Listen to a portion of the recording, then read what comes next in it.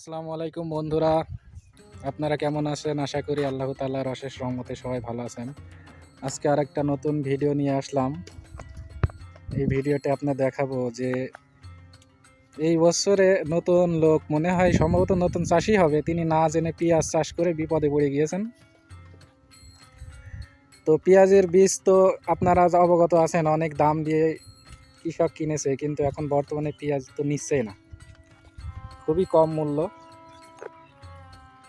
সেটা এখন আপনাদের জানাবো, যে কৃষক ভাইয়ের মুখ থেকেই শোনাবো উনি এবছরে নতুন চাষ করেছেন না এর আগে করছিলেন, বা কেমন কি লাভ হবে না হবে বিস্তারিত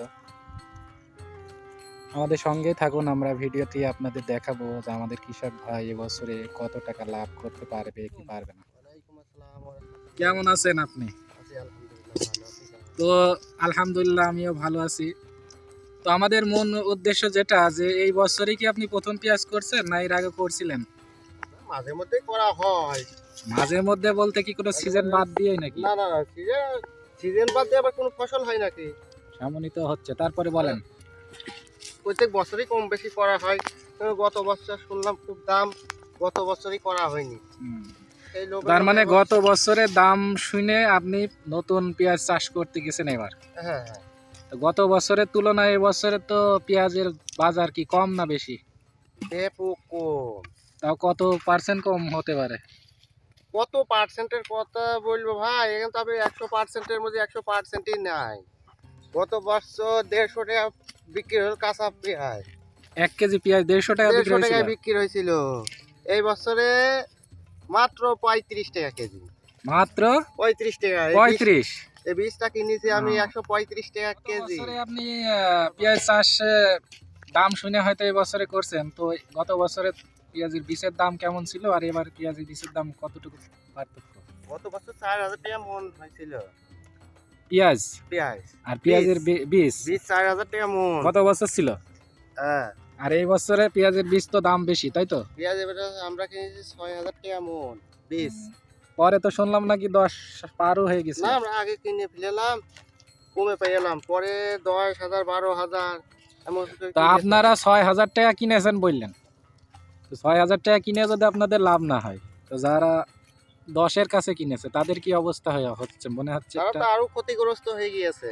তো এইটা কি সরকারের সমস্যা না আপনাদেরই সমস্যা যে আপনারা না বুঝে এখন পেঁয়াজ চাষ করছেন? চাষি যদি উৎসাহিত না হয়, এই ক্ষতিগ্রস্ত হলে তো চাষি বাঁচবে না, আর না চাষি না বাঁচলে এত উৎসাহ পাবে না এই চাষ করার ক্ষেত্রে। এখন কি করবে? তা আপনি কি বলতে চাইছেন সরকারের এদিকে একটু খেয়াল দেওয়া উচিত, এখন যে একটু বীজে ভর্তুকি দিতে পারে জনগণ, চাষিরা একটু বাঁচতে পারতো, একটু কম দামে সেল দিলেও সমস্যা হতো না? অবশ্যই অবশ্যই।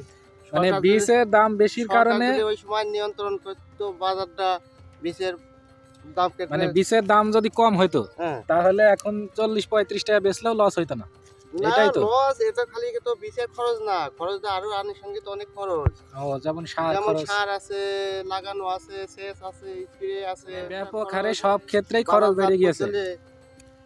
মানে টোটালি সব ক্ষেত্রেই খরচ বেড়ে গিয়েছে, খরচ বৃদ্ধি পেয়েছে, শুধু বীজের ক্ষেত্রে না। হ্যাঁ। তো আপনার এই জমিটুকু কতটুকুতে আপনি চাষ করেছেন, আর কেমন খরচ হয়েছে, আর কেমন টাকা বিক্রি হইতে পারে, বা কেমন লস লাভ হইতে পারে? লস এবারে আমার 21,000 টাকার বীজ লেগেছে। কতটুকু জমি পেঁয়াজ? 10 কাঠা বীজ লাগানো পড়েছে। 10 কাঠায় 21,000 টাকার বীজ। হ্যাঁ। আর আনুষঙ্গিক খরচ? খরচ এরকম এখনো 17-18,000 টাকা খরচ হয়েছে। তাহলে টোটালি আমরা 40,000 টাকা ধরতে পারি। 40,000 টাকা ধরা যায়। তাহলে কি এখান থেকে কি 40,000 টাকার পেঁয়াজ বিক্রি হবে? না না না, হচ্ছে না। কেমন আশা করা যায়? কেমন আশা করা যায়, এখানে আমি আর 16 মন বেচা হয়েছে, 1200 টাকা মন 16 মন বিক্রি হয়েছে। বিক্রি হয়েছে আর 1200 টাকা কতটুকু মন। হতে পারে? আর ধর হলো না 8-9 মন হবে। তাহলে 16 আর 8 24 মন। 24 মন। তাহলে 24,000 টাকা গড়ে 35,000 টাকা হইতে পারে এই দামে বেচতে পারলে, তাই তো? 35,000 টাকা। এর মধ্যে লিভার আছে। এরপরে যেগুলা উঠানোর জন্য যে লিভার লাগছে এগুলা বাজারজাত করতে হলে আপনার গাড়ি ভাড়া দেওয়া লাগে, তাহলে আনুষঙ্গিক সবকিছু বাদ খাজনা দিয়ে দেওয়া লাগিয়েছে। 15,000 টাকা লসের দিকে যাবে, তাই তো নাকি? মোটামুটি 15 তলায় হবে না।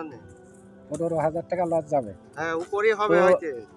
আপনার কাছে প্রশ্ন, আপনি কি সামনে বছর কি আবার পেঁয়াজ চাষ করতে আগ্রহ থাকবেন কি না করবেন না? না, চাষি মানুষ করতে তো হবেই কম বেশি, কিন্তু এত করবো না।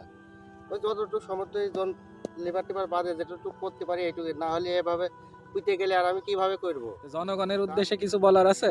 জনগণের উদ্দেশ্যে বলবো যে যতটুকু করুক নিয়ন্ত্রণের ভিতর করুক। মানে আমাদের কৃষক ভাইরা যেন এমন চাষ করে না যে সবাই সেইটাই শুধু করে, না, এইটাই তো। এইটাই তো, হ্যাঁ। মানে সবাই মিলে যদি আমরা চাষি আলাদা যেইটার আলাদা দাম চাষ করি, আমরা চাষি যেইটার আলাদা দাম আলাদা দেখি চাষ সেটার করি। দিকেই আগ্রহী বেশি।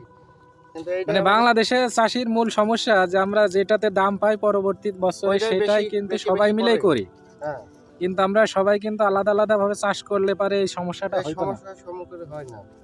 তাহলে এক পর্যায়ে কিন্তু আমরা চাষিদের ক্ষেত্রে আমাদের নিজেদের একটু দোষ আছে মনে হচ্ছে নাকি? না, আপনার আছে, কাছে কি মনে এটা হচ্ছে? তো সবাই আর চাষিরা তো সবাই আগ্রহ করেই করে যে আগ্রহী করে, কিন্তু এটা যে সরকার একটু নিয়ন্ত্রণ করতো, যেমন সেই সময় তৎপরতা চালানো না কেন।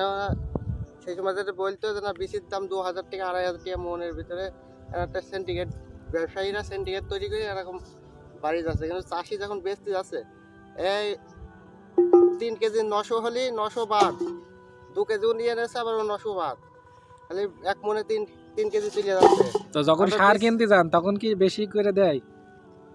আরো হুক মাইরে মাইরে কম পড়ে যায়, সে শর্ট হয়ে যায়, চাষির বিপদ। মানে আপনারা যখন বীজ কিনতে যান তখনও হয়তো বেশি দেয় না, হাফ কেজি দেবে, আর যখন বিক্রি করতে যান তখন 2 কেজি করে মনে 2 দিতে কেজি হয়। না দিলে আবার দাম কোনো তো। আর সার কিনতে গেলে তো মানে 100 গ্রামও বেশি 100 দেয় না। গ্রাম তো বেশি আসলে ওর মধ্যে শর্ট হয় বাস্তাপতি 1 কেজি তার মানে যাই হোক সব কিন্তু ওই চাষির পিঠে, চাষির পরে। সবকিছু ওই চাষির। চাষির উপরেই পড়ছে, তাই তো? হ্যাঁ, তো আপনাদের একটু দেখায় কেমন পেঁয়াজ হয়েছে। চাষি সেই ভাই, পেঁয়াজ উন্নত মানের হয়নি, মোটা হয়নি। মোটামুটি গাছ নষ্ট হয়নি তো, যার কারণে পেঁয়াজ একটু ছোট সাইজে, ঘন লাগানো ছিল। তো আপনারা দেখতেই পাইলেন এবং চাষি ভাইয়ের মুখ থেকে শুনতে পাইলেন যে কি অবস্থা দেশে। আমরা যেই চাষটা নিয়ে ব্যস্ত থাকি শুধু সবাই সেইটাই করি, এটাও কিন্তু একটা সমস্যা।